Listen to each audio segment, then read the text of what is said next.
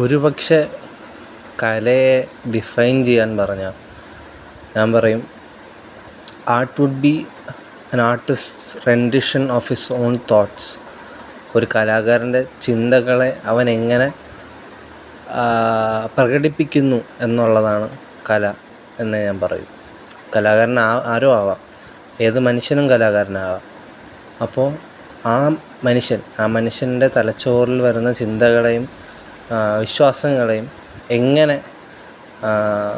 വെളിയിലെത്തിക്കുന്നു, പുറപ്പെടുവിപ്പിക്കുന്നു എന്നുള്ളതാണ്.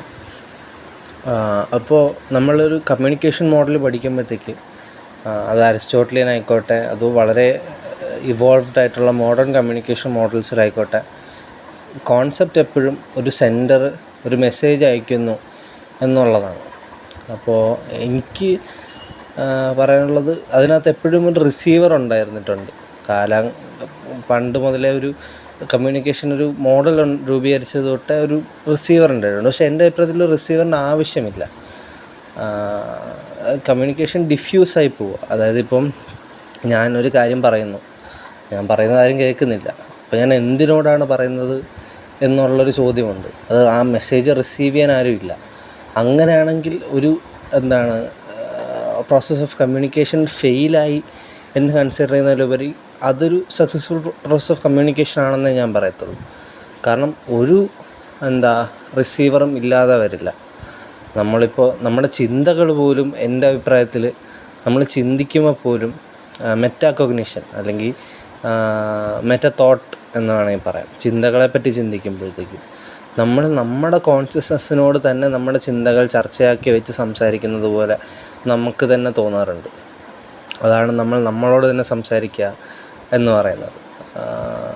ഈവൻ ഒരു ചിന്ത അഡ്രസ്സ് ചെയ്യുമ്പോൾ തന്നെ അത് process of thinking itself would be a process of communication to yourself. ആലോചിക്കുന്നത് തന്നെ, ചിന്തിക്കുന്നത് തന്നെ നിങ്ങളോട് തന്നെ സംവാദിക്കുന്നൊരു പ്രോസസ്സാണെന്ന് ഞാൻ പറയും. അപ്പോൾ ആ ഒരു പ്രോസസ്സിൽ അതിൻ്റെ ആ ഒരു രീതി, എങ്ങനെയാണ് ആ ഒരു ചിന്ത നമ്മൾ കൈകാര്യം ചെയ്യുന്നത് അല്ലെങ്കിൽ എങ്ങനെയാണ് കൈമാറുന്നത് എന്നുള്ളതാണ് ഒരു കലാരൂപം എന്നുള്ളത്. അങ്ങനെയാണെങ്കിൽ ആർട്ടിൻ്റെ ഡെഫിനിഷൻ ചിന്തകൾ, അല്ലെങ്കിൽ ആർട്ടിൻ്റെ ഡെഫിനിഷൻ കമ്മ്യൂണിക്കേഷൻ ആണെങ്കിൽ, ആ മീഡിയ ഓഫ് കമ്മ്യൂണിക്കേഷൻ ആണ് ആർട്ടെങ്കിൽ എന്തും ആർട്ടെന്ന് വിളിക്കാമോ എന്ന് ചോദിക്കും. അതിലെനിക്ക് ചിന്തിക്കേണ്ടതായിട്ടുണ്ട്. എൻ്റെ അഭിപ്രായത്തിൽ എന്തും ആർട്ട് എന്ന് പറയുന്നതിലുപരി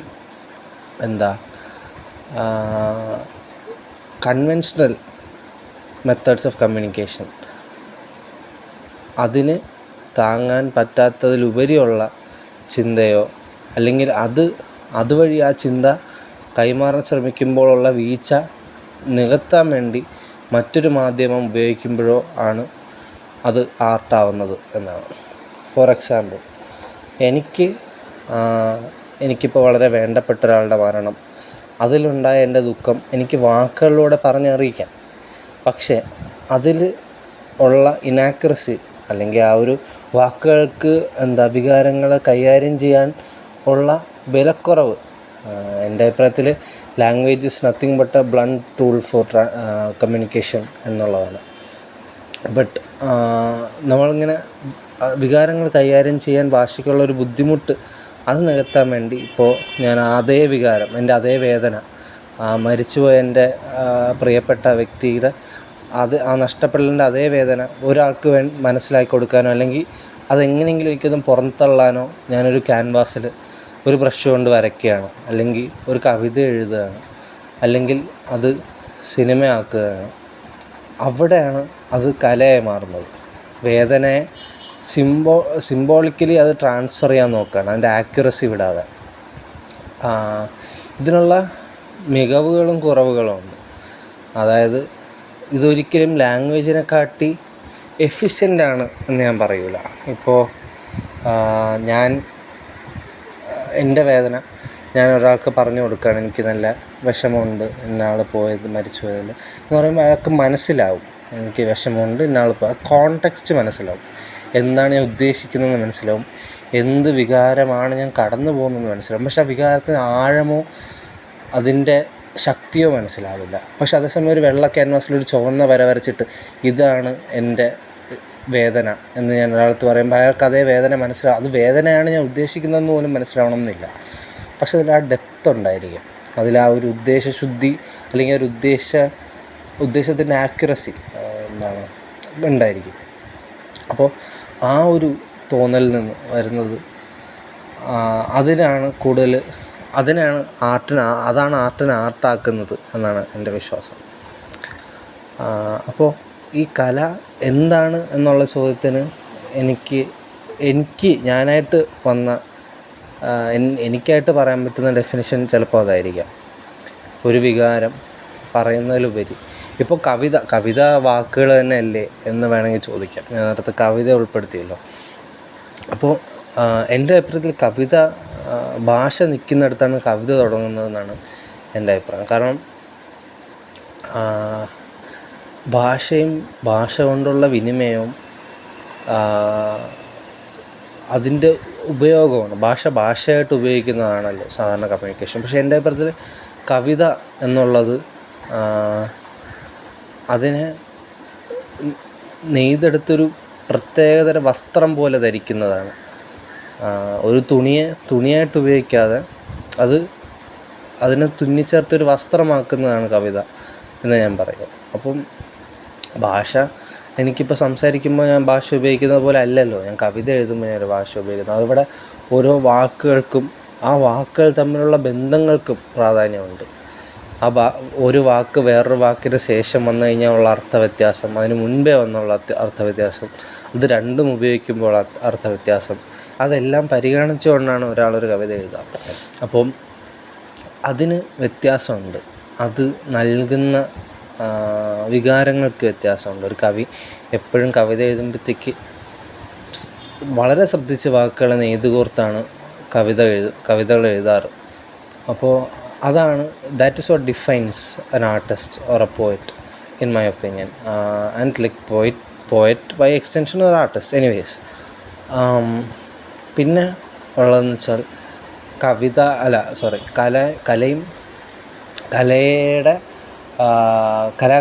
കലാകാരന്മാരുടെ റെസ്പോൺസിബിലിറ്റി. നമ്മളിപ്പോൾ 2025 അപ്പോൾ ഈ സെഞ്ച്വറിയുടെ ആദ്യത്തെ ക്വാർട്ടർ ആണ് 25 വർഷം. ഇനി ബാക്കി 75 വർഷമുണ്ട് ബാക്കി. അപ്പോൾ അതിൽ നിന്ന് മനസ്സിലാക്കേണ്ടത് എന്താണെന്ന് വെച്ച് കഴിഞ്ഞാൽ ഈ ഒരു നൂറ്റാണ്ടിൻ്റെ തുടക്കത്തിലാണ് ഇപ്പോഴുള്ള കണ്ടംപററി ആർട്ടിസ്റ്റുകാർ നിൽക്കുന്നത്. ഈ ഒരു സെഞ്ച്വറിയുടെ തുടക്കത്തിലാണ് എന്നുള്ളതാണ്. പിന്നെ മനസ്സിലാക്കാനുള്ളതെന്ന് വെച്ചാൽ ഒരു ഡെക്കേഡിൻ്റെ പകുതിയാണ്. അതിനത്ര റെലവൻസ് ഇല്ലെങ്കിൽ പോലും ഈ പകുതിയിൽ നിന്ന് ഇതുവരെ ഉണ്ടായ എന്താണ് എന്നുള്ളത് പഠിച്ച് അതിൻ്റെ മറ്റു പകുതി അത് എഫക്റ്റ് ചെയ്യുന്നത് എങ്ങനെ ആയിരിക്കും എന്ന് പ്രഡിക്റ്റ് ചെയ്ത് വേണം ഓരോ കലാകാരന്മാർ മുമ്പോട്ട് പോകാൻ. പിന്നെ എന്നുള്ളത് ഏറ്റവും ഇമ്പോർട്ടൻ്റ് എന്നുള്ളത് നമ്മളൊരു മില്ലനിയയുടെ തുടക്കത്തിലാണ് എന്നുള്ളതാണ്. അതായത് ഈ തേർഡ് മില്ലനിയ തുടങ്ങിയിട്ട് ഇപ്പോൾ 25 വർഷം ആവുന്നുള്ളൂ. ഈ റെസ്റ്റ് ഓഫ് ദ മില്ലനിയ എങ്ങനെ ആയിരിക്കും എന്നുള്ളത് പ്രഡിക്റ്റ് ചെയ്യാൻ വളരെ പാടാണ്. ഒരുപാട് വേരിയബിൾസ് ഉണ്ട്. 975 ഇയേഴ്സ് പ്രഡിക്റ്റ് ചെയ്യുക എന്ന് പറഞ്ഞു കഴിഞ്ഞാൽ അത്ര നടക്കുന്ന കാര്യമല്ല. അപ്പം ഇതിന് വേണ്ട ആക്യുറസി അതൊരു ആർട്ടിസ്റ്റ് വളരെ ഇരുന്നാലോചിക്കേണ്ടത് തന്നെയാണ്. അതായത് അവരുടെ കല, അവർ പറയാൻ ശ്രമിക്കുന്നത് എന്താണ്, അല്ലെങ്കിൽ അവരുടെ കല എങ്ങനെ 925 ഇയേഴ്സ് എങ്ങനെ അവരുടെ art work, how would their art work be treated throughout the rest of the millennia എന്നുള്ളത് വളരെ സൂക്ഷ്മമായിട്ട് ഓരോ കലാകാരന്മാരും ചിന്തിക്കേണ്ടതുണ്ട്. കാരണം ഈ ഒരു കാലഘട്ടത്തിൽ നിന്ന് മുന്നോട്ട് നോക്കുമ്പോഴത്തേക്ക് ഇപ്പോൾ ഉള്ള ആർട്ടിസ്റ്റുകാർ ഉണ്ടാക്കുന്ന ആർട്ട് വർക്ക്സിന് the rest of a century at least shape ചെയ്യാനുള്ള ശക്തിയുണ്ട് എന്നുള്ള പൂർണ്ണ ഉത്തരവാദിത്ത ബോധ്യത്തോടെ വേണം കലാകാരന്മാർ അവരുടെ ബ്രഷുകൾ എടുക്കാൻ, അവരുടെ പേനകൾ എടുക്കാൻ, അവരുടെ ക്യാമറകൾ എടുക്കാൻ, എന്ത് തന്നെ ആയാലും. അപ്പോൾ ആ ഒരു റെസ്പോൺസിബിലിറ്റി ഉണ്ടോ എന്ന് ചോദിച്ചു കഴിഞ്ഞാൽ ഉള്ള ഒരുപാട് കലാകാരന്മാരെ ഞാൻ കണ്ടിട്ടുണ്ട്. ഒരുപാട് പേരുണ്ടെന്ന് ഞാൻ വിശ്വസിക്കുന്നുണ്ട്. പിന്നെ അതിൽ എനിക്ക് ഡിസപ്പോയിൻറ്റിങ് ആയിട്ടുള്ളത് അതിനെ ഒരു എന്താ പറയുക, ഒരു കഞ്ഞി കൂടി മുട്ടാതെ അല്ലെങ്കിൽ ജീവിതമാർഗമായിട്ട് കലയെ കാണുന്നവർ, അത് ആർട്ട് കൊണ്ട് അവർ ഉദ്ദേശിക്കുന്നത് വെച്ച് കഴിഞ്ഞാൽ പോപ്പുലസിന്, അതായത് ജനതയ്ക്ക് അവർക്കൊരു കൺസ്യൂമറബിൾ ആയിട്ടുള്ളൊരു ഐറ്റം അല്ലെങ്കിൽ അവരുടെ എസ്തെറ്റിക് പാലറ്റ് അതിനെ പ്ലീസ് ചെയ്യാൻ വേണ്ടി എന്തെങ്കിലും സൃഷ്ടിക്കണം എന്ന് ഉള്ളൊരു അജണ്ട ഉള്ള കലാകാരന്മാർ ഒരുപാട് പേരെ ഞാൻ കണ്ടിട്ടുണ്ട്. അവരോടൊക്കെ എനിക്ക് ഭയങ്കര എന്താ പറയുക, വെറുപ്പെന്നല്ല, I'm just disappointed in them. Art is one of the most powerful mediums, the most powerful medium period. അതിൽ അപ്പുറം വേറൊന്നുമില്ല. അപ്പം അത്രയും ശക്തി വീൽഡ് ചെയ്യുന്ന കലാകാരന്മാർ അവർ അതിനൊത്ത റെസ്പോൺസിബിലിറ്റി കാണിക്കാത്തപ്പോഴത്തേക്ക് അതിനെപ്പറ്റി എന്ത് പറയണം എന്ന് എനിക്കറിയത്തില്ല. ഡെഫിനറ്റ്ലി ഒബ്വിയസ്ലി ഇതൊരു ഡോമിനോ എഫക്റ്റ് പോലെ ആയിരിക്കും. ഞാൻ നേരത്തെ പറഞ്ഞ പോലെ ഇപ്പോഴത്തെ കലാരൂപങ്ങൾ ഈ സെഞ്ച്വറിയെ മാത്രമായിരിക്കാം ഷേപ്പ് ചെയ്യുന്നത്. പക്ഷെ ഒന്ന് മനസ്സിലാക്കാനുള്ളത്, ഇപ്പോഴത്തെ കലാരൂപങ്ങൾ ഈ സെഞ്ച്വറി എങ്ങനെയായിരിക്കുമെന്ന് ഷേപ്പ് ചെയ്ത് കഴിഞ്ഞാൽ ഈ സെഞ്ച്വറി എങ്ങനെയായിരിക്കും എന്നുള്ളതായിരിക്കും അടുത്ത സെഞ്ച്വറി ഷേപ്പ് ചെയ്യുന്നത്. ചുരുക്കി പറഞ്ഞാൽ ഇപ്പോൾ ഉണ്ടാക്കുന്ന കലാരൂപങ്ങളായിരിക്കും അല്ലെങ്കിൽ ഇപ്പോൾ ഉണ്ടാക്കുന്ന കലാസൃഷ്ടികളായിരിക്കും rest of the millennia, even if not directly by chain reaction effect ചെയ്യുന്നത്. അപ്പോൾ ആ ഒരു റെസ്പോൺസിബിലിറ്റി ഏറ്റെടുക്കാൻ പറ്റാത്ത, അല്ലെങ്കിൽ അതിനെ ഒന്നെങ്കിൽ തീരെ ഭാരമായിട്ട് കാണുന്നവരായിരിക്കണം എല്ലാ കലാകാരന്മാരും. അതുകൊണ്ടായിരിക്കും ഇത്രയും റെസ്പോൺസിബിലിറ്റി ഇല്ലാതെ അവർ കലയെ പ്രാക്ടീസ് ചെയ്യുന്നത്. അല്ലെങ്കിൽ അവർക്കതിനെ പറ്റിയ ആലോചന പോലും ഇല്ലായിരിക്കും, which is the worst case scenario.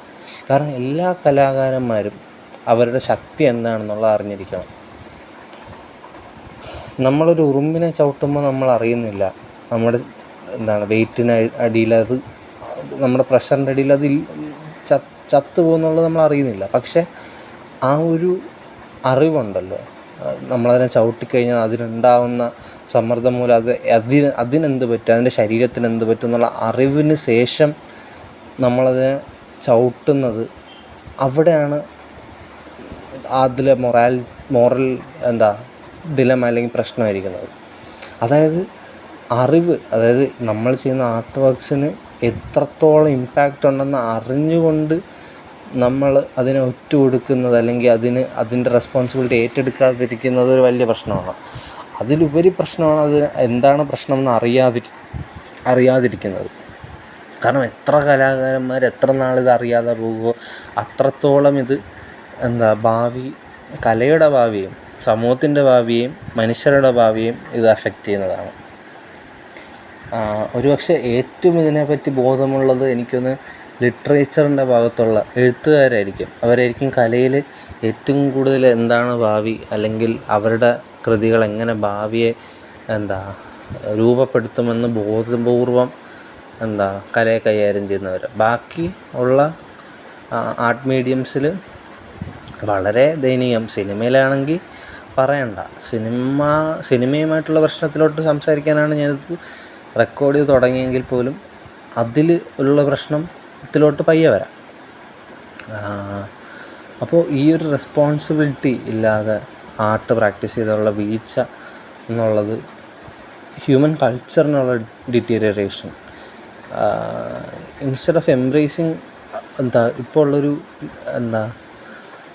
ആഗോള സമത്വത മുറുകെ പിടിക്കുന്നതിന് പകരം, അല്ലെങ്കിൽ ഇപ്പോൾ ഒരു മാക്സിമം അക്കൾച്ചറൈസേഷൻ പ്രൊമോട്ട് ചെയ്യാതെ എല്ലാവരും അവരവരുടെ തന്നെ കൾച്ചറിനെ മുറുകെ പിടിക്കുന്നതിനോട് ഉള്ള പ്രശ്നം എന്നുള്ളത് അത് എങ്ങനെ എനിക്ക് പ്രകടിപ്പിക്കണമെന്ന് അറിഞ്ഞൂടാ.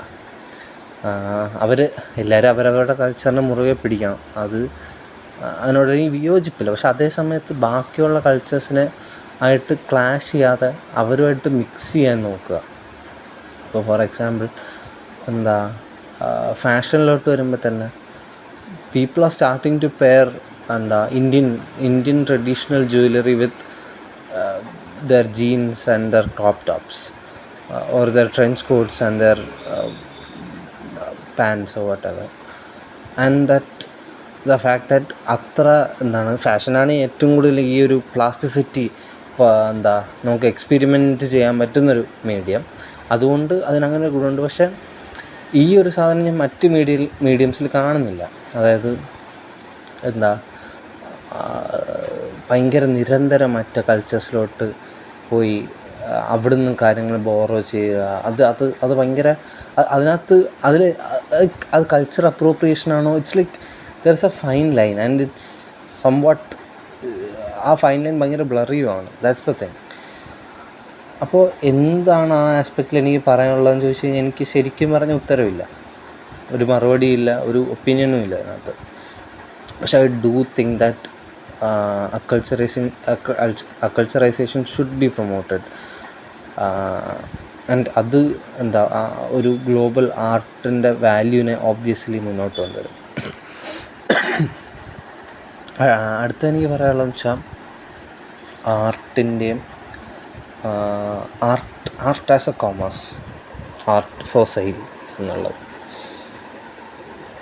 First and foremost this is a statement. ഇതൊന്നും അങ്ങോട്ടുമില്ല ഇങ്ങോട്ടുമില്ല. Art is not for sale, full stop. അതിൽ പീരിയഡ്. അതിൽ അങ്ങോട്ടുമില്ല ഇങ്ങോട്ടുമില്ല. എൻ്റെ അഭിപ്രായത്തിൽ this might be really conservative for someone, some of you, or like really like ഇത് അക്സെപ്റ്റ് ചെയ്യാൻ പറ്റാത്തതായിരിക്കാം. പക്ഷേ I believe that as soon as an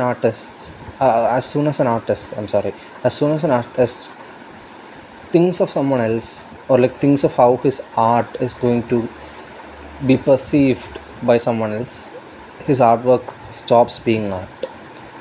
അതായത് ഒരു കലാകാരൻ അവൻ്റെ കലാസൃഷ്ടി വേറൊരാൾ എങ്ങനെ എടുക്കും, അല്ലെങ്കിൽ എങ്ങനെ അതിനെ സ്വീകരിക്കും, എങ്ങനെ അതിനെ കാണും, അവന് മനസ്സിലാകുമോ എന്നുള്ളത്, അങ്ങനത്തെ ചിന്തകൾ അവൻ്റെ മനസ്സിൽ വരുന്ന നിമിഷം മുതൽ അവൻ്റെ കലാരൂപം അല്ലെങ്കിൽ അവൻ്റെ കലാസൃഷ്ടി കലയല്ലാതായി മാറും എന്നുള്ളതാണ് എൻ്റെ വിശ്വാസം. കാരണം അവിടെ ഇപ്പം ഞാൻ പറഞ്ഞുതരാം. എനിക്കിപ്പോൾ ഒരു കാര്യം ഞാൻ നേരത്തെ പറഞ്ഞ അതേ ഡെഫിനിഷനായിട്ട് ഞാൻ കൂട്ടി യോജിച്ചാണ് ഇത് പറയുന്നത്. ഇപ്പം എനിക്ക് എൻ്റെ വിഷമം പറയണം എന്നുണ്ട്, ഞാൻ ആ വിഷമം പറഞ്ഞു. അത് എനിക്ക് പറയാനുള്ള രീതിയിൽ, പറയാനറിയാവുന്ന രീതിയിൽ എനിക്ക് പറയാൻ പറ്റൂ. അത് എനിക്ക് ഉണ്ടാക്കുന്നൊരു റിലീഫുണ്ടല്ലോ. കാരണം ആ ഒരു ചിന്ത അല്ലെങ്കിൽ ആ ഒരു സാധനം ഞാൻ എക്സ്പ്രസ് ചെയ്തു to my fullest. I have expressed what I was thinking. അല്ലെങ്കിൽ ഞാൻ പൂർണ്ണമായിട്ട് എൻ്റെ വികാരത്തെ എനിക്ക് അങ്ങ് കൈമാറാൻ പറ്റി, അല്ലെങ്കിൽ അങ്ങ് പുറന്തള്ളാൻ പറ്റി എന്നുള്ളത് ആ ഒരു വിശ്വാസം കൊണ്ടുവരുന്ന, ആർട്ടിസ്റ്റിന് കൊണ്ടുവരുന്ന ഒരു ഫീലിംഗ് ഉണ്ടല്ലോ, ആ feeling of liberty. That is what art is about. പക്ഷെ ആസ് സൂൺ ആസ് ഞാനത് പുറത്ത് പറയുമ്പോഴത്തേക്ക് അത് നിനക്ക് മനസ്സിലാവുമോ എന്നുള്ളത്, ആ ഒരു ചിന്ത വരുന്നതിലൂടെ ഞാൻ ആ മെസ്സേജിനെ, അല്ലെങ്കിൽ ഞാൻ ആ ഒരു സിഗ്നലിനെ, അല്ലെങ്കിൽ ഞാൻ ആ പുറത്തു വിടുന്ന ആ ഒരു സ്റ്റിമുലൈനെ ഞാൻ തന്നെ മോഡിഫൈ ചെയ്യാൻ നോക്കും four to be able to easily perceive that message or whatever. ആ ഒരു സാധനമില്ലേ. ഇപ്പം എനിക്കിപ്പോൾ പറയാനുള്ളത് എനിക്ക് ഭയങ്കര വിഷമമുണ്ട്. ഞാനത് ആപ്പിൾ എന്നുള്ളതാണ് പറയുന്നത്. ഐ എം സാഡ് എന്ന് പറയുന്നതിന് പകരം I say I'm apple. അപ്പം ഐ ആം ആപ്പിളോ, that doesn't make any sense. No, like അങ്ങനെ പറഞ്ഞു കഴിഞ്ഞാൽ no one is going to like think that he sad because I just said that I'm apple. That doesn't make any sense. പക്ഷേ for your perceiving, like for it to be perceivable, I say I'm sad instead. പക്ഷേ ഞാൻ I M sad എന്ന് പറയുമ്പോഴത്തേക്ക് എനിക്ക് I M apple എന്ന് പറയുന്നിടത്തോളം അത്ര വികാരം എനിക്ക് എക്സ്പ്രസ് ചെയ്യാൻ പറ്റുന്നില്ലെന്ന് വെച്ചോ. എന്നാൽ I am kind of betraying my own message. മനസ്സിലായില്ല? I'm diluting my message for the audience. Diluting your message for the audience does not makes it not art. എൻ്റെ അഭിപ്രായത്തിൽ എനിക്ക് അറിഞ്ഞുകൂടാ ഇത് ഏത് രീതിയിലാണ് എനിക്ക് പറഞ്ഞു തരേണ്ടതെന്ന് അറിഞ്ഞൂടാ. അതുകൊണ്ടാണ് ഞാൻ ഈ രീതിയിൽ പറഞ്ഞത്. മേ ബി ഇറ്റ്സ് ഹാഷ്, പക്ഷെ where I'm coming from I feel like that is what art is about. എന്ന് വെച്ചാൽ എനിക്കിപ്പോൾ ഒരു ദേഷ്യമുണ്ടെങ്കിൽ ഞാനത് ദേഷ്യമാണെന്ന് പ്രകടിപ്പിക്കുന്ന രീതി, അത് ദേഷ്യമാണെന്ന് മറ്റൊരാൾക്ക് മനസ്സിലാവണമെന്ന് നിർബന്ധം പിടിച്ചു കഴിഞ്ഞാൽ അത് ഡൈല്യൂട്ട് ചെയ്യേണ്ടി വരും. പക്ഷെ അതൊരു കലാസൃഷ്ടിയിൽ അത് ഒരു ഓഡിയൻസ് ഇല്ല, ഒരു ഇൻറ്റൻഡഡ് ഓഡിയൻസ് ഇല്ല. അൺലെസ് ആണെങ്കിൽ ഇപ്പം ഞാൻ ഒരാൾക്ക് വേണ്ടിയാണ് ഇപ്പോൾ let's say I'm writing a poem for someone, I'm writing a poem for this particular person എന്നാൽ ഐ കുഡ് അഡ്ജസ്റ്റ് വേർഡ്സ്, എന്താണ് ആ വ്യക്തി വിചാരിക്കുക എന്നുള്ളതൊക്കെ വിചാരിക്കാമായിരിക്കാം. പക്ഷേ even then I don't think that's art. I do believe like even ഞാൻ എഴുതുമ്പോൾ പോലും ഞാൻ വേറൊരാൾക്ക് കവിത എഴുതിയാൽ ഞാനത് അയാൾക്ക് മനസ്സിലാവുന്ന രീതിയിലല്ല എഴുതാനുള്ളത്. Because in that transaction of emotions I value preserving my emotions as they are more than the ability of my receiver to safely decode what I was meaning to say. അതായത് ഇപ്പം ഞാനൊരു കവിത ഒരാൾക്ക് എഴുതുമ്പോഴത്തേക്ക് ആ കവിതയിൽ എനിക്ക് അയാളത്തുള്ള വികാരങ്ങൾ അതുപോലെ സുരക്ഷിതമായിട്ട് അവിടെ എത്തുക എന്നുള്ളതാണ് എനിക്ക് പ്രാധാന്യം. അല്ലാതെ ആ വികാരങ്ങൾ ഞാൻ എഴുതിയിരിക്കുന്ന രീതി അയാൾക്ക് മനസ്സിലായോ ഇല്ലയോ എന്നുള്ളതല്ല. അപ്പോൾ ആ വികാരങ്ങളുടെ സംരക്ഷണത്തിന് വേണ്ടി എനിക്ക് അതിനെ അബ്സ്ട്രാക്റ്റ് ആക്കുന്നതിൽ യാതൊരു തെറ്റുമില്ല. അത് ആ റിസീവറിനാണ് അബ്സ്ട്രാക്റ്റ്, എനിക്കത് അബ്സ്ട്രാക്റ്റ് അല്ല.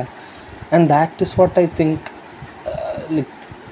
What art should be. അപ്പം ഈ കൺസ്യൂമറിസ്റ്റ് ആർട്ട് അല്ലെങ്കിൽ ഈ ഒരു ഐഡിയ ഭയങ്കര പാടാണ് ഗ്രാസ്പ് ചെയ്യാൻ എന്ന് തോന്നുന്നുണ്ടെങ്കിൽ എൻ്റെ അഭിപ്രായത്തിൽ that is because art has been അല്ലെങ്കിൽ the perception of what artist have been diluted by capitalism. അതായത് ക്യാപിറ്റലിസം ചെയ്തിരിക്കുന്നതെന്ന് പറഞ്ഞാൽ ഇപ്പോൾ വൈരുദ്ധ്യാത്മിക ഭൗതികവാദത്തിൽ പറയുന്നത് പോലെ ക്യാപിറ്റലിസ്റ്റ് റിയാലിറ്റി ആണ് നമ്മളിപ്പോൾ ജീവിക്കുന്നത്. ക്യാപിറ്റലിസം എന്നുള്ള സത്യത്തിലാണ് ജീവിക്കുന്നത്. സത്യമെന്ന് ഞാൻ ഉദ്ദേശിച്ച റിയാലിറ്റിക്ക് പകരമുള്ള സ്റ്റാൻഡിൻ വേർഡായിട്ടാണ് സത്യം എന്ന് ഉപയോഗിച്ചത്. ക്യാപിറ്റലിസ്റ്റ് റിയാലിറ്റിയിലാണ് നമ്മളിപ്പോൾ ജീവിക്കുന്നത്. അപ്പോൾ ആ റിയാലിറ്റിയുടെ ഉള്ളിൽ നിന്ന് നോക്കുമ്പോഴത്തേക്ക് അതിൻ്റെ ലോജിക്കായിരിക്കും ആ റിയാലിറ്റിക്ക് അപ്ലൈ ചെയ്യുക. മനസ്സിലായില്ലേ?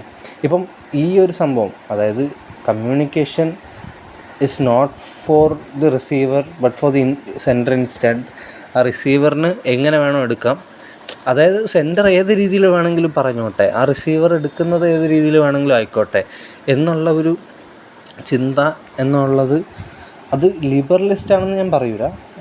Not a liberal, I don't think that thought is liberalist. പക്ഷേ ഐ ഡു ബിലീവ് ദാറ്റ് ഒരു ക്യാപിറ്റലിസ്റ്റ് ലോജിക്കിൽ അല്ലെങ്കിൽ ഒരു ക്യാപിറ്റലിസ്റ്റ് റിയാലിറ്റിയിൽ നിന്ന് നോക്കുമ്പോഴത്തേക്കുള്ള ലോജിക്കിൽ that does not make sense, that wouldn't make sense. ഇപ്പോൾ സിനിമകൾ ഐ ബിലീവ് എൻ്റെ അഭിപ്രായം സിനിമകളിലൊരു പെർട്ടിക്കുലർ ടേക്ക് ഉണ്ട്. I have written about it before and I have talked to a lot of friends. I think everyone who knows me like closely knows my thoughts on cinema. ഒരു കമ്പോളവൽക്കരിക്കാനുള്ള ശ്രമത്തിൽ നിന്നുണ്ടായ അല്ലെങ്കിൽ തുടക്കത്തിൽ നിന്ന് കമ്പോളവൽക്കരിക്കപ്പെട്ട ഒരു കലാരൂപമാണ് സിനിമ എങ്കിൽ പോലും എൻ്റെ അഭിപ്രായത്തിൽ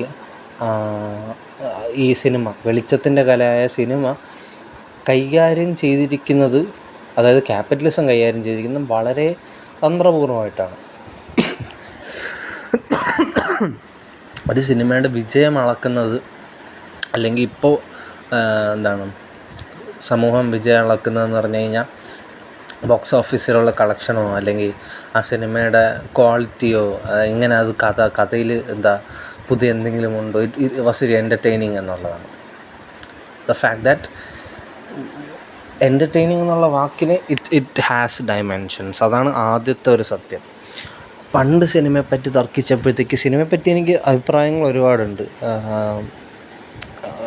ഓഫൻ എൻ്റെ അഭിപ്രായങ്ങൾ ആൾക്കാരുമായിട്ട് ആർഗ്യുമെൻറ്റ്സിലും എത്തിക്കാറുണ്ട്. എനിവേസ് സിനിമയെപ്പറ്റി സംസാരിച്ചുകൊണ്ടിരുന്ന ഇതുപോലത്തെ ഒരു ആർഗ്യുമെൻ്റ് എന്ന് ഞാൻ നേരത്തെ പറഞ്ഞില്ല, അതുപോലത്തെ ഒരു ആർഗ്യുമെൻറ്റിൽ എൻ്റെ അച്ഛൻ എന്നോട് പറഞ്ഞൊരു കാര്യമുണ്ട്. ഒരു സാധാരണ കൂലിപ്പണിക്കാരൻ, normal worker who's working minimum wage, തിരിച്ച് വന്ന് വീട്ടിൽ വൈകുന്നേരം വന്ന് അല്ലെങ്കിൽ വൈകുന്നേരം തിയേറ്ററിൽ പോയിട്ട് കാണുന്ന സിനിമയിൽ അയാൾക്ക് വേണ്ടത് ഹാർഡ് ഹിറ്റിംഗ് റിയാലിറ്റിയോ അല്ലെങ്കിൽ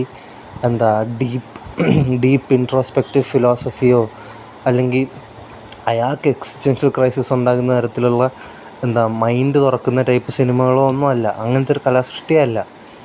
what he wants is that he want to be entertained, he want to watch things that entertain him. He wants escapism. Basically അതാണ് അയാൾക്ക് വേണ്ടത്. അയാൾക്ക് എസ്കേപ്പിസമാണ്. ഇതിന്ന് ഈ റിയാലിറ്റിയിലുണ്ടാവുന്ന വിഷമങ്ങളിൽ നിന്ന് എസ്കേപ്പ്.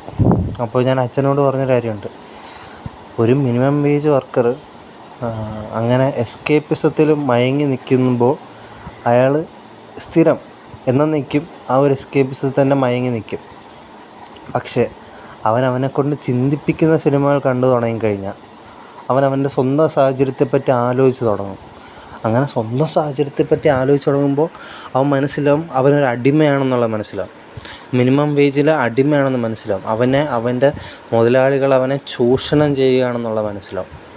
അവൻ അതിനെതിരെ ശബ്ദിക്കാൻ തുടങ്ങും. And that is what I think art should do. എൻ്റെ അഭിപ്രായത്തിൽ ഇപ്പോഴത്തെ mainstream art, I'm not saying cinema, എല്ലാ കലാരൂപങ്ങളും മാസസിനെ ഡിസ്ട്രാക്ട് ചെയ്യാൻ വേണ്ടിയുള്ളതാണ്. എൻ്റർടൈൻമെൻ്റ് എന്നുള്ളൊരു സീലിൽ ഇറങ്ങുന്നത്. കാരണം അത് ക്യാപിറ്റലിസമാണ് കൈകാര്യം ചെയ്യുന്നത്. ക്യാപിറ്റലിസമാണ് കലയെ കൈകാര്യം ചെയ്യുന്നത്. ഒരു വലിയ എക്സാമ്പിൾ, എനിക്ക് ഏറ്റവും ഇഷ്ടപ്പെട്ട മ്യൂസിക് ജോണർ ആയിരുന്നു ഹിപ്പ് ഹോപ്പ് എന്നുള്ളത്. Hip hop used to be the black voice, I would say. Hip hop ആദ്യം മെയിൻ സ്ട്രീമിലോട്ട് വന്നപ്പോഴത്തേക്ക് കൊണ്ടെത്തിച്ചെന്ന് വേണമെങ്കിൽ പറയാം. അത് ഒരു ക്യാപിറ്റലിസ്റ്റ് ഇൻറ്റൻഷനായിരുന്നു. കാരണം ആസ് സൂൺ ആസ്, എൻ്റെ അഭിപ്രായത്തിൽ, എൻ്റെ കണ്ണിലെ modern age of hip hop was primitive hip hop. ആദ്യം വന്ന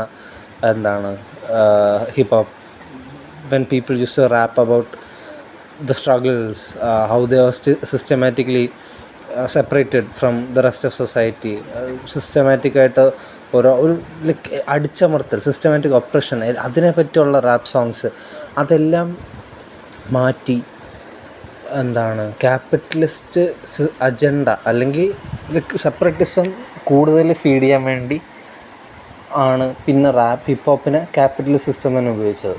കാരണം ബ്ലാക്ക് ലിബറേഷന് വേണ്ടി തുടങ്ങിയ ഒരു കലാരൂപം ആണ് അതേ ബ്ലാക്ക് കമ്മ്യൂണിറ്റിയെ ഭിന്നിപ്പിച്ച് നിർത്തിയത് അമേരിക്കയിൽ. ഒന്ന് മനസ്സിലാക്കാനുള്ളതെന്ന് വെച്ച് കഴിഞ്ഞാൽ, തുടക്കത്തിൽ അവരുടെ കഷ്ടപ്പാടുകളെയും ബുദ്ധിമുട്ടുകളെയും അവരുടെ അടിച്ചമർത്തലുകളെയും പറ്റി തുടങ്ങിയ റാപ്പ് അല്ലെങ്കിൽ ഹിപ്പ് ഹോപ്പ്, അതിൽ നിന്ന് മാറി അവർ ഗ്യാങ് വയലൻസിനെ പറ്റിയും അവരുടെ വയലൻസിനെ പറ്റിയും ഡ്രഗ്സിനെ പറ്റി അവരുടെ ലൈഫ് സ്റ്റൈലിനെ ഗ്ലോറിഫൈ ചെയ്തുകൊണ്ടുള്ള ഹിപ്പ് ഹോപ്പ് അങ്ങനെ മാറി. മനസ്സിലായില്ലേ? Like it was more about individual escapism, അല്ലെങ്കിൽ ഇപ്പം making it out of the hood എന്ന് പറഞ്ഞ ഒരു കോമൺ ഫ്രേസാണ്. The thing is that I think rappers in America from I guess ഒരു 90s മുതലേ they're like so busy getting into hip hop and like trying to make it out of the hood that they forget that they are supposed to raise everyone out of the hood. മനസ്സിലായില്ലേ? അവരുടെ രക്ഷപ്പെടലിന് വേണ്ടി അവരിങ്ങനെ ഓട്ടിക്കുകയാണ്. അങ്ങനെ ഓട്ടിക്കുന്നത് ഈ record labels തന്നെയാണ്. അങ്ങനെ ഓട്ടിക്കുന്നത് ഈ വലിയ വലിയ സ്റ്റുഡിയോ നെയിംസ് തന്നെയാണ്. അത് അവരുടെ ഉദ്ദേശം എന്ന് പറഞ്ഞു കഴിഞ്ഞാൽ ഇവരെ രക്ഷിക്കുക എന്നുള്ളത് മാത്രമല്ല, ഈ ആർട്ടിസ്റ്റിക് വോയിസസിനെ ഉപയോഗിച്ച് അതിനെ പെർവേർട്ട് ചെയ്ത് അതിനെക്കൊണ്ട് തന്നെ അവിടുത്തെ ബ്ലാക്ക് കമ്മ്യൂണിറ്റീനെ സെപ്പറേറ്റ് ചെയ്യിപ്പിക്കുക എന്നുള്ളത് തന്നെയാണ്. ആ ഒരു അറ്റംപ്റ്റിൽ അവർ വിജയിച്ചു എന്നുള്ളതിൻ്റെ ഏറ്റവും വലിയ റീസണാണ് ഇപ്പോഴും അമേരിക്കയിലുള്ള സിസ്റ്റമാറ്റിക് ഓപ്പറേഷനും ഇപ്പോഴും അമേരിക്കയിൽ നടക്കുന്ന ബ്ലാക്ക് സെഗ്രിഗേഷനും. അതൊരു പുതിയ രൂപം എടുത്തന്നേ ഉള്ളൂ. സത്യം പറഞ്ഞാൽ അമേരിക്ക ഇപ്പോഴും ഭയങ്കര മീഡിയവലായിട്ടുള്ള അതൊരു വളരെ ഫ്രാജൈലായിട്ടുള്ള എംപയറാണെന്ന് ഞാൻ പറയും. അമേരിക്കൻ കൺട്രി, യുണൈറ്റഡ് സ്റ്റേറ്റ്സ്, അത് സത്യം പറഞ്ഞാൽ ഒരു വളരെ ഫ്രാജൈലായിട്ടുള്ള രാജ്യമാണ്. രാജ്യമൊന്നുമല്ല, അത് ഫ്രാജൈലായിട്ടുള്ള എംപയറാണ്. And that will fall soon. അപ്പോൾ അമേരിക്കയുടെ ന്യൂ ഇമ്പീരിയലിസം വീഴുന്നത് തന്നെയാണ് ഭാവിയിൽ ലൈക്ക് ഇന്നവിറ്റബിളായിട്ട് എനിക്ക് കാണാൻ പറ്റുന്നത്. And again like dialectical materialism, വൈരുദ്ധാത്മിക ഭൗതികവാദത്തിൽ പറയുന്ന പോലെ തന്നെ എന്താണ് എൻഡ് ഓഫ് പ്രിമിറ്റീവ് കമ്മ്യൂണിസത്തിൽ നിന്ന് ഓരോ സ്ട്രഗിൾ കഴിഞ്ഞ് നമ്മളിപ്പോൾ ഇവിടെ എത്തി. ഇപ്പോൾ എന്താ പറയുക, ബൂർഷ്വാ ഡെമോക്രസിയുടെ കാലമാണ്. And the revolution I C is eminent. And എൻ്റെ കൂടെയുള്ള കോമ്രേഡ്സ് എപ്പോഴും പറയാറുണ്ട് ദാറ്റ് നീ എന്തിനാ ഇതിങ്ങനെ എടുപിടി എന്ന് പറഞ്ഞൊന്നും പറ്റത്തില്ല എന്നുള്ളത്. പക്ഷേ ഐ ഡൂ തിങ്ക് ദാറ്റ് ഒരു ഗ്ലോബൽ റെവല്യൂഷൻ, ഒരു ആഗോള സായുധ വിപ്ലവത്തിന് ഇതിലുപരി നല്ല വേറൊരു സമയമില്ല. ലോകത്തെ എല്ലാ മനുഷ്യരും അവരുടെ കഷ്ടപ്പാടുകൾ മനസ്സിലാക്കി തുടങ്ങി. ലേറ്റ് സ്റ്റേജ് ക്യാപിറ്റലിസത്തിൻ്റെ കീഴിൽ അവർ അനുഭവിക്കുന്ന കഷ്ടപ്പാടുള്ളവർ മനസ്സിലാക്കി തുടങ്ങി. അവർ ബദൽ തപ്പിത്തുടങ്ങി. അപ്പോൾ വേറൊരു ബദൽ അല്ലെങ്കിൽ വേറൊരു എന്തെങ്കിലും ഒരു മണ്ടത്തരം വരുന്നതിന് മുമ്പേ അവിടെ കമ്മ്യൂണിസമാണ് ബദൽ എന്നുള്ളത് മനസ്സിലാക്കി കൊടുക്കുക എന്നുള്ളതായിരിക്കും ഏറ്റവും യോജിതം എന്നെനിക്ക് തോന്നുന്നു. അവിടെയാണ് ഞാൻ നേരത്തെ പറഞ്ഞ ഉത്തരവാദിത്തം, കലാകാരന്മാരുടെ ഉത്തരവാദിത്തം. I'm not saying like എല്ലാ ആർട്ടിസ്റ്റും പൊളിറ്റിക്കലി ലെഫ്റ്റ് ആയിരിക്കണം എന്നുള്ളത്. റൈറ്റ് ആയിരിക്കാം, കുഴപ്പമില്ല. പക്ഷെ അവരുടെ ആർട്ടിൽ അതിൻ്റേതായിട്ടുള്ള ഫ്ലോസ് വരും. Because left is the only way forward. അതാണ് സത്യം എന്നുള്ളത്. നമ്മൾ കലാ ചരിത്രത്തെ, ആർട്ട് ഹിസ്റ്ററിയെ ശ്രദ്ധിച്ച് വീക്ഷിച്ച് നോക്കിക്കഴിഞ്ഞാൽ അറിയാം, it has always travelled centuries or decades beyond its time. Art has always traveled beyond its time. അപ്പം എപ്പോഴും അവരുടെ സമയത്തിന് മുന്നേ, it's always ahead of its time. അപ്പം ആ ഒരു ഹെഡ് സ്റ്റാർട്ട് ഉണ്ടല്ലോ, that is actually double edged soared എൻ്റെ അഭിപ്രായത്തിൽ. കാരണം ഇപ്പോൾ ആർട്ടിസ്റ്റ്, എൻ്റെ അഭിപ്രായത്തിൽ ഇപ്പോഴത്തെ ആർട്ടിസ്റ്റ് അപ്പോഴത്തെ സമൂഹം അവരുടെ ചിന്തകളെയും അവർ പറയുന്ന ആശയങ്ങളെയും അവരുടെ രീതികളെയും എപ്പോഴും തള്ളി പറഞ്ഞിരുന്നു എന്നുള്ളതാണ് എൻ്റെ വിശ്വാസം. And that is not a good thing. That only sabotages what that artist is trying to say. അപ്പം അതുകൊണ്ട് തന്നെയാണ് ഒരു ആർട്ടിസ്റ്റും അയാളുടെ ജീവിതകാലത്ത്, ഒരു ആർട്ടിസ്റ്റ് എന്ന് പറഞ്ഞാൽ എല്ലാവരെയും അല്ല ഉദ്ദേശിച്ചത്, most of them don't see success while they are alive. അവർ മരിച്ചതിന് ശേഷമാണ്, അല്ലെങ്കിൽ അവരുടെ കലയുമായിട്ട് സമയം അങ്ങനെ തന്നെ പറയണം, അവരുടെ കലാസൃഷ്ടികളുമായിട്ട് സമയം ഓടിയെത്തുമ്പോൾ, മല്ലിട്ട് എത്തുമ്പോൾ, അല്ലെങ്കിൽ ആ സമയം ആ ഒരു ലെവലിലോട്ട് എത്തുമ്പോഴത്തേക്കുമാണ് സമൂഹം മനസ്സിലാക്കുന്നത് അവർ പറഞ്ഞിരുന്ന കാര്യങ്ങളുടെ യുക്തി എന്താണെന്നും ആ കലാകാരന്മാരെ പറഞ്ഞിരുന്നതിൽ അവരുദ്ദേശിച്ചിരുന്ന കാര്യത്തിൽ എത്രത്തോളം റെലവൻ്റ് ആണെന്ന് സമൂഹം മനസ്സിലാക്കുന്ന അപ്പോഴായിരിക്കും. And by the time of realisation it would of already been too late. അവരത് മനസ്സിലാക്കി വരുമ്പോഴത്തേക്കും തീരെ താമസിച്ചിരിക്കും. അപ്പോൾ അത് വേറൊരു പ്രശ്നം തന്നെയാണ്. അപ്പോൾ കല സമയത്തിന് മുന്നേ സഞ്ചരിക്കുന്നത് കൊണ്ട് തന്നെ അത് കലാകാരന്മാർക്ക് ഉപയോഗിക്കാൻ പറ്റണം. അതായത് ഞാൻ ഉദ്ദേശിക്കുന്നത് കലാരൂപം എന്ത് കല ചെയ്താലും സമയത്തിന് മുമ്പ് സഞ്ചരിക്കുന്നതല്ല, സമയത്തിന് മുന്നേ സഞ്ചരിക്കുന്ന കലകൾ സൃഷ്ടിക്കണം, കലാരൂപങ്ങൾ സൃഷ്ടിക്കണം. അവിടെയാണ് ഞാൻ പറഞ്ഞ ഉത്തരവാദിത്വം ഇരിക്കുന്നത്. ആ ഒരു sense of responsibility that you are building the future for your race. അല്ലെങ്കിൽ ഫോർ യുവർ റേസ് എന്ന് പറഞ്ഞാൽ ഉദ്ദേശിച്ചത് the human race. when you're doing an artwork, always keep in mind that this artwork is not for the people around you, or the people who are going to see it in an art gallery, അല്ലെങ്കിൽ ഒരു തിയേറ്ററിൽ പോയിരുന്ന് കാണുന്നവർക്കോ ആർക്കും ഉള്ളതല്ല, അത് ഭാവിയിൽ വരുന്നവർക്കും ഉള്ളതല്ല. അത് നിങ്ങൾ ഈ പ്രപഞ്ചത്തിനോട് പറയുന്നൊരു കാര്യമാണ്. I'm not trying to be spiritual here. It is just a mark, just like the footprint we left on moon. അത് നിങ്ങളുടെ ഒരു പെയിൻറ്റിങ്ങോ നിങ്ങളുടെ ഒരു സിനിമയോ നിങ്ങളുടെ ഒരു ഷോർട്ട് ഫിലിമോ നിങ്ങളൊരു നാടകമോ നിങ്ങളുടെ ഒരു ഡാൻസോ നിങ്ങളുടെ ഒരു പാട്ടോ എന്തോ ആയിക്കോട്ടെ, അത് നിങ്ങളിവിടെ ജീവിച്ചിരുന്നു എന്നുള്ള നിങ്ങളുടെ അടയാളമാണ്. ആ അടയാളം ഭാവിയിൽ മനുഷ്യരാശിയെ ബൈ കോയിൻസിഡൻസ് മാറ്റിമറിക്കുമെന്നുള്ളതേ ആവുന്നുള്ളൂ. ഡെവിഞ്ചിയോ വാൻഗോഹോ ആരും ലോകത്തെ മാറ്റണമെന്ന് ആഗ്രഹിച്ച് പടം വരച്ചവരല്ല. ജോൺ ലൂക്ക് ഗോദാർദോ സർഗെ ഐസൻസ്റ്റീനോ ആരും ലോകത്തെ മാറ്റിമറിക്കണം എന്നുള്ള സിനിമ എടുത്തവരല്ല. അവരുടെ കലാരൂപങ്ങൾ അവരതൊന്നും പുറത്ത് വിട്ടു, അത്രേ ഉള്ളൂ. അവർക്ക് ഈ യൂണിവേഴ്സിൽ that's the mark they left, and coincidentally those marks are what defined our society as we moved on. And that is why I think എല്ലാ ആർട്ടിസ്റ്റുകാരും റെസ്പോൺസിബിൾ ആവണം. കാരണം ആയില്ലെങ്കിൽ ആവാനുള്ള സമയം അടുത്തിരിക്കുന്നു. A revolution is right at our doorstep, and I believe artists are the one who should spark the flame that starts it all.